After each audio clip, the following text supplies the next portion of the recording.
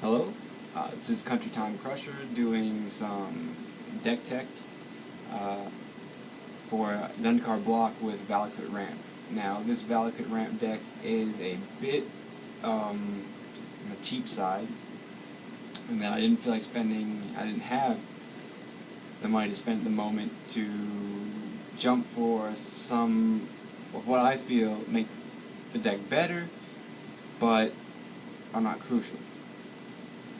So we'll get to that later on.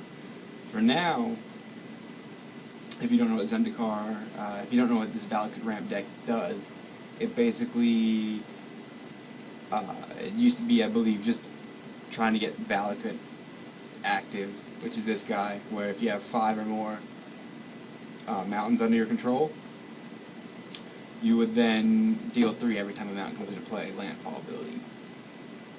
Now, I believe it basically, over time, built up to a ramp deck, where it has Valakut in there. That's one of the win conditions. It also is not only a win condition, but it's just a great card if the board's getting cluttered up and you have, it's more advantageous to sometimes kill the creatures.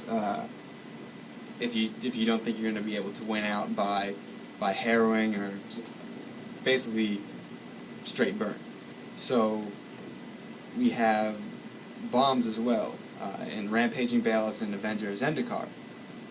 And we try to ramp up to them and lay them down, and when they come down, hopefully they win the game within the next turn, if not the next 2 turns. Over here, what I just separated was basically the ramp package. It has Colony Heart Expedition, Explore, and Harrow, 4 of, and then we have 3 Oracles of Maldai, which this card is pretty key to this deck, I believe, even though you don't have to have it in your hand. It's a very nice card. Decks that aren't playing this, you can just get up on the mana so much quicker than they can, and that's that's clearly what it's going to do.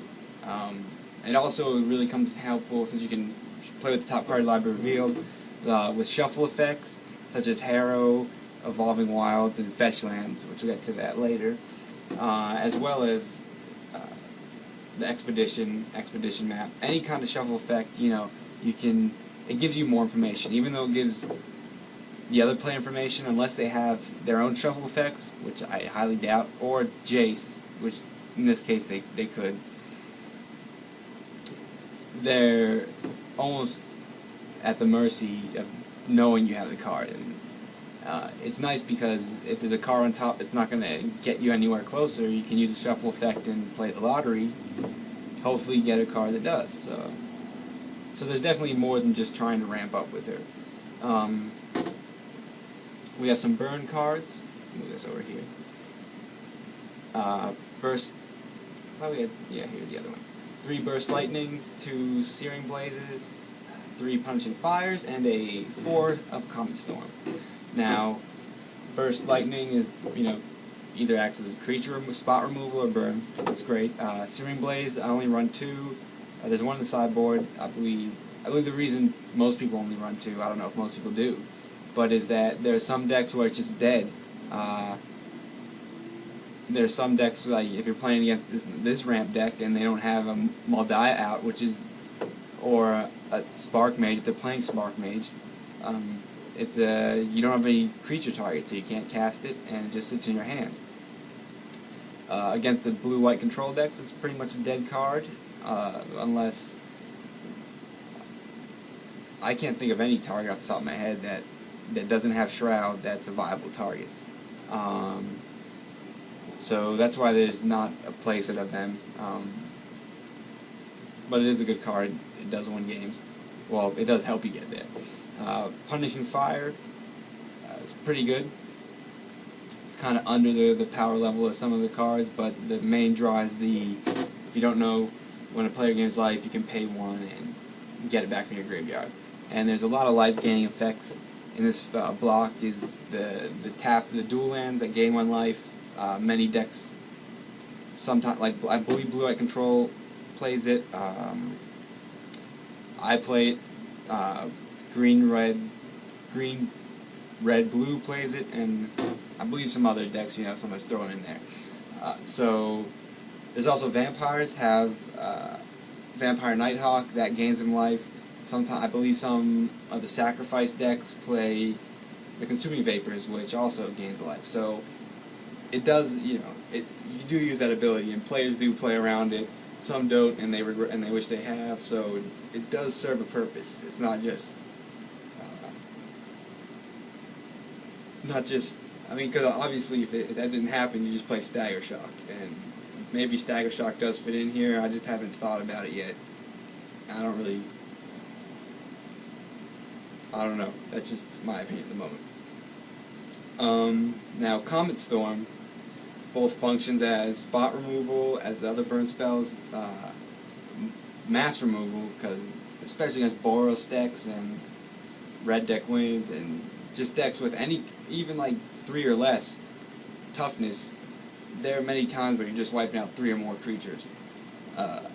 So it's almost like a Wrath of God, one-sided Wrath. It also is a ramp deck, so it's an X spell that it serves as a finisher. So not only are these finishers, but hopefully Comet Storm functions as that as well in certain matchups. And just, play the situation as getting the most potential from this card. Cunning Spark Mage, we have 2 in the main, 1 on the board. Guy's a pinger, he's really great against the red deck wins, the Boros deck, I believe Core Armory, and basically just any weenie deck that's, aggro deck that drops a bunch of creatures. He also, serves a purpose against other decks, even though he's not that strong and usually comes out, but, I mean, he's a pinger, so he'll get some damage in there. Finally, we have Expedition Map, which basically is just to fetch out your Valakuts. Now, they can fetch any land, but generally that's what they're there for. Now, usually people run 3 of the fetch lands, 3 or 4 fetch lands, but, I mean, those would help be a lot better than Evolving Wild. Maybe not, because they do fix your mana, while the fetch lands really don't. They basically just landfall triggers. But I didn't put those in because I didn't feel like spending the money. They've gone up, and I usually don't play constructed that much.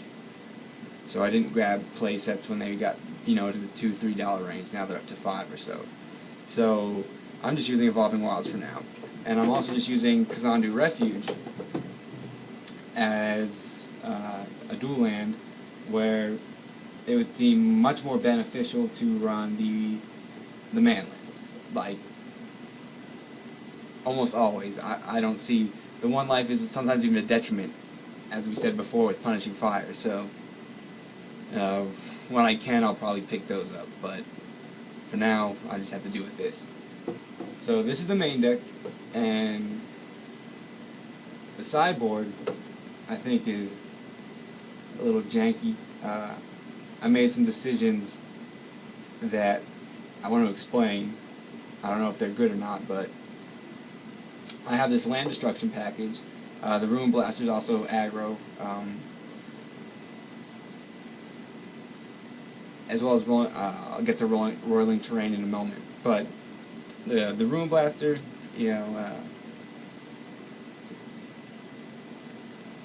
it's generally good against the decks that I find I have a hard time against, such as the green-white, green-blue,